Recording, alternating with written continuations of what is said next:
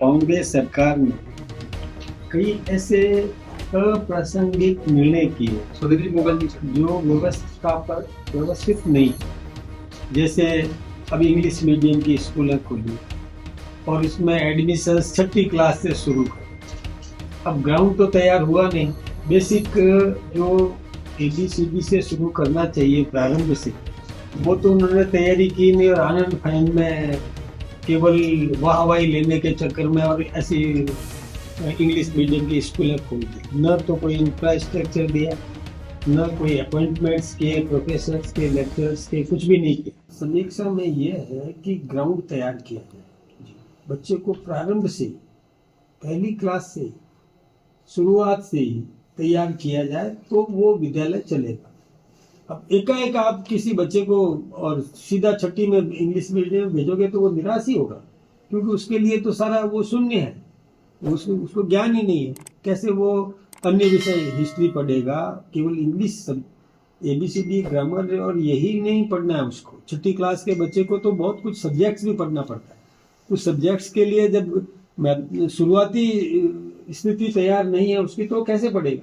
ये उन्होंने सोचा ही नहीं, आनंद फानंद में निर्णय ले लिया। ये गलत निर्णय था। कमेटी विचार करेगी, कमेटी निर्णय करेगी और निर्णय में जो समीचीन है, जो हमको लगता है व्यवहारिक पक्ष, हमको सबको ध्यान में लगता है, और हम सब भी अपना वहाँ समिति के सामने रिपोर्ट्स भी रखेंगे कि ग्राउंड तैयार किया जाए, आधार तैयार किया जाए। आधार से ही बच्चा आगे बढ़ेगा तो उसमें सफलता प्राप्त होगी।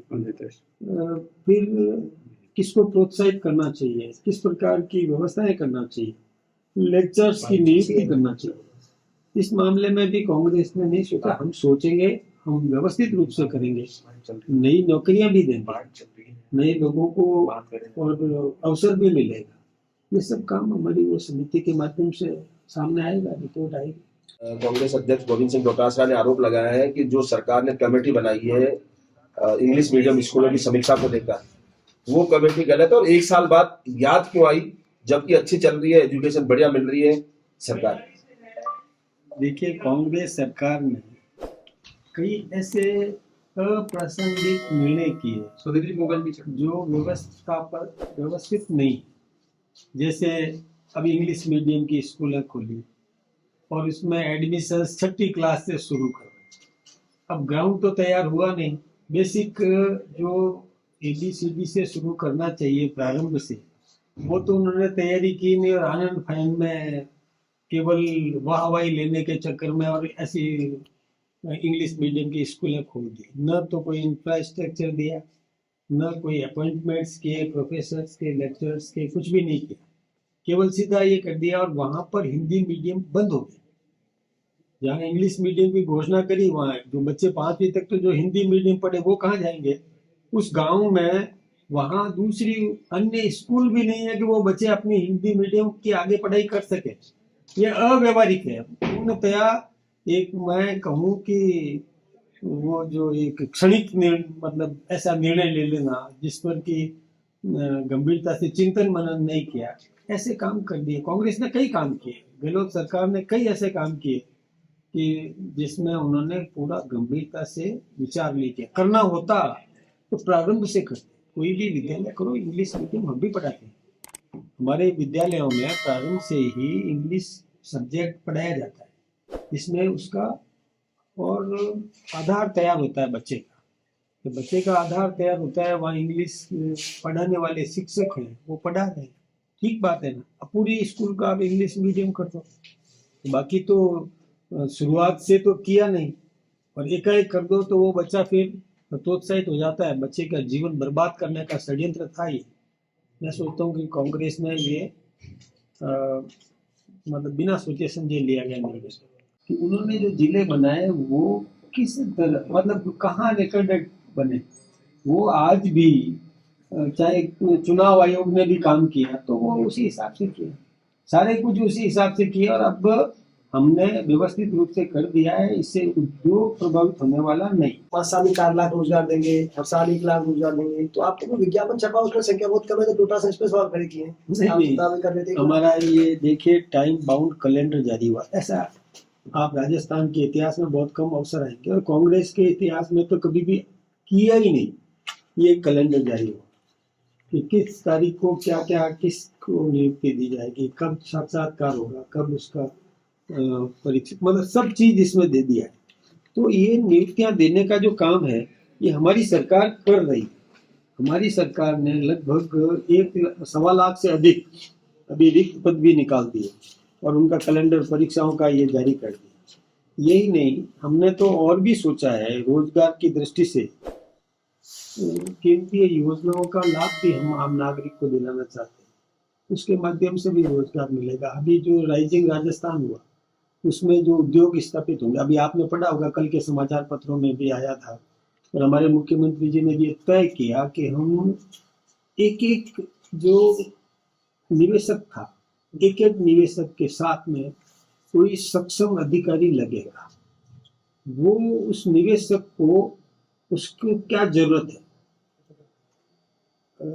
कहाँ कच्चा माल, तो उसको बताएगा कि यहाँ कच्चा माल है, यहाँ पर आपको लेबर मिल जाएगी, स्किल्ड, अनस्किल्ड, सेमी स्किल्ड, जैसी भी लेबर उसको चाहिए वो मिल जाएगी, मार्केट भी यहाँ पर है, ये सब चीज़ें उसको बताएगी। फिर उसको ज़मीन चाहिए तो ज़मीन बताएगी कि कहाँ पर ज़मीन, मान लो उदाहरण के लिए कि उसको सोलर का वो उसमें लगाना है, तो हमारी कहाँ ज़मीन किस क्षेत्र में जहाँ पर कि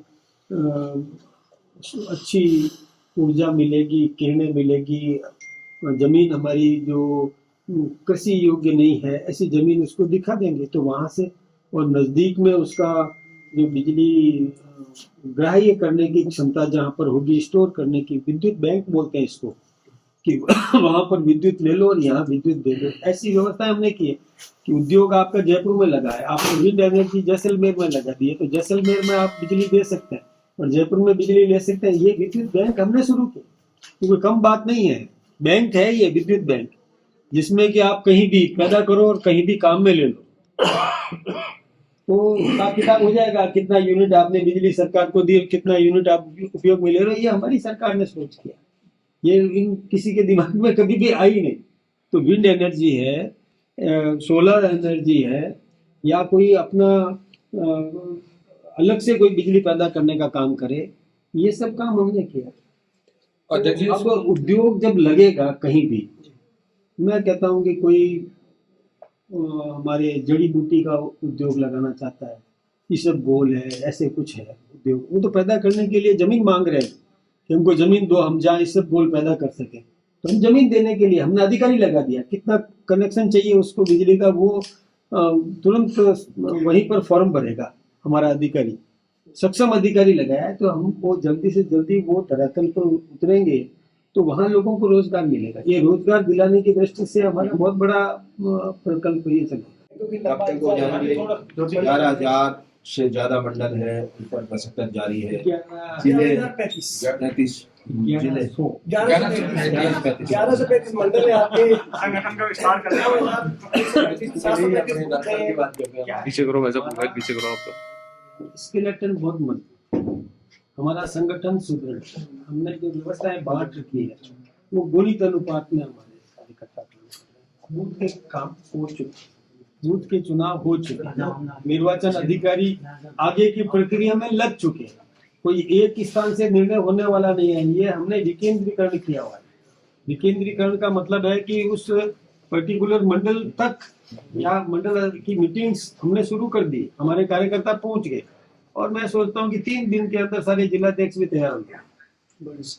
ये व्यवस्था हमारी है, 3-4 दिन में जिलाध्यक्ष हो जाएंगे। उसके बाद हमारे राजस्थान के जो प्रदेश अध्यक्ष के निमित्त जो निर्वाचन अधिकारी बने हैं गुजरात के पूर्व मुख्यमंत्री विजय भाई रूपाणी जी, उनका कभी भी निर्देश आ सकता है तो प्रदेश अध्यक्ष के चुनाव हो जाएंगे। तो ये चुनाव प्रक्रिया है, इसमें क्या होता है कि एक व्यक्ति निर्णय करने के लिए अधिकृत है, निर्वाचन अधिकारी नियुक्त है। जब राजस्थान में, पूरे राजस्थान में 1 दिन में पोलिंग हो सकती है, 2 दिन में पोलिंग हो सकती है, तो ये तो हमारे संगठन का काम है, हम क्यों नहीं कर सकते? हमारे पास भी अपना ढांचा है, तैयार है।